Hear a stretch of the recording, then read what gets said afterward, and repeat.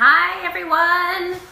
It's the very first installment of Coffee with Maria. Hello. I'm author Maria Dismondy. I'm a children's book author. I'm a parent advocate, children's advocate. I do a lot of education for parents and for teachers and just trying to really share positive messages with the world. So here's my coffee today. Today I'm drinking a cold brew with a little bit of milk, coconut milk. So that's what I'm drinking today. So are you guys ready to get started?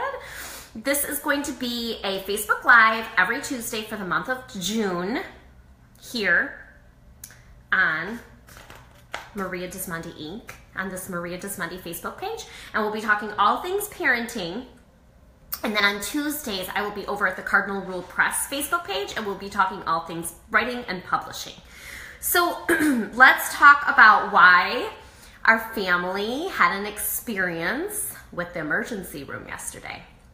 So the story all begins playing outside in our yard after school. And let me paint the picture for you. It was really nice out. If you're just tuning in, I am telling the story of how we ended up in the emergency room. So it was a beautiful Michigan day. We were playing outside with all the neighborhood kids yesterday. And all of a sudden, and I'm out there, like normally I'm cooking dinner and, you know, with the front door open and listening to the kids while they all play. But I was like sitting there listening to music. We had Moana on. It was super fun. It was sunny out. It was a beautiful day. I was just sitting there and all of a sudden my daughter falls off her bike and she comes up to me crying and I can see her underneath her chin was like open. It was so gross.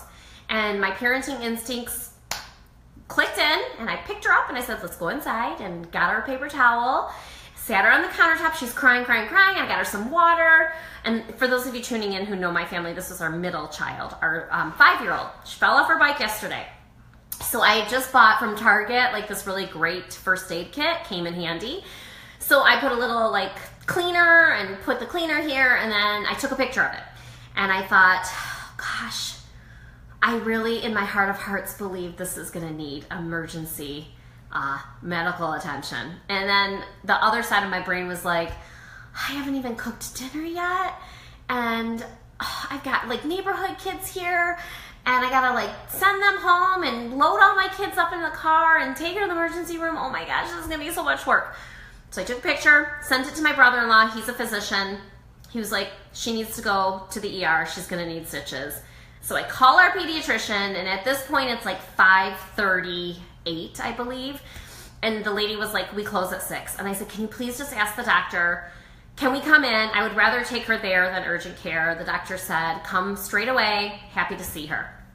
So I've got all these neighborhood kids at my house. So what happens, I'm like, okay, my kid's in the car. And I'm texting the other mom, I'm like, I'm bringing your kids home.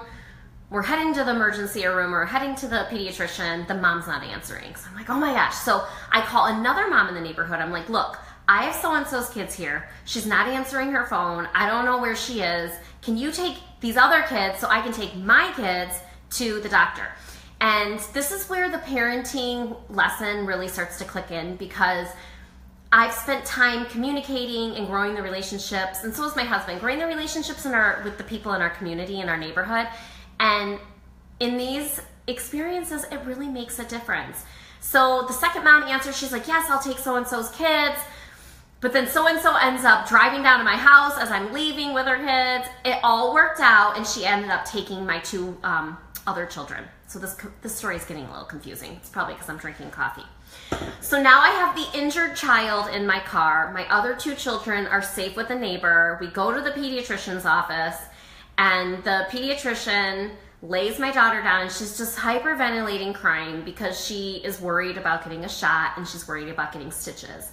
And the pediatrician was so amazing.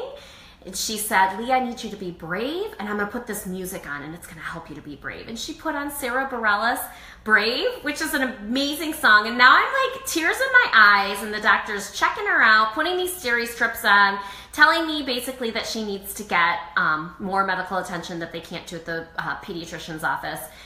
gives her a sucker, and just so nice. And they like scooped me in, they squeezed me in, they closed at 6. We got there at like 5:58. They saw us, took care of her. So now we're on our way to the emergency room, and my daughter has this sucker, and she's calmed down, which was great.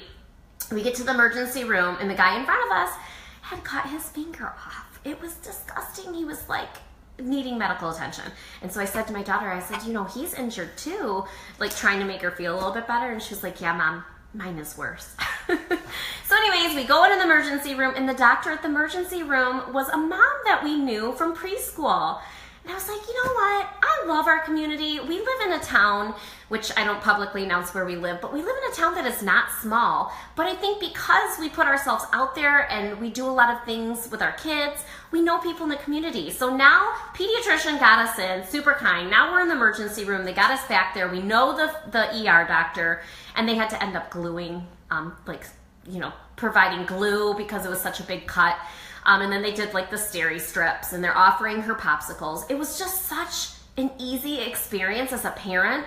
So from A to B, from the time that we walked into the pediatrician's office and then left and drove to the ER and got home from the ER, it was 75 minutes. That's amazing to have 2 different medical physicians take a look at my daughter, care for her, 75 minutes. So this is what I walked away from, is just the power of community and the power of really building relationships with the people in your community and really developing a tribe.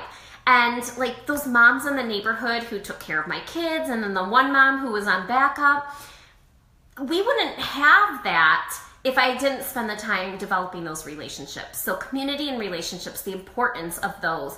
And you don't do it for emergency purposes. You do it because it builds community, and it teaches your children so much about the power of love and kindness and other people. And we just saw that all yesterday from like 5:30 when it happened all the way till we got home at like 7:15. We just saw so much love and kindness. So that's what I wanted to share for you today is Coffee with Maria. I'm having a little iced coffee if you're tuning in. I'm a children's book author. And I'm an advocate for educating parents and teachers on the importance of raising children of character. So really modeling important character traits.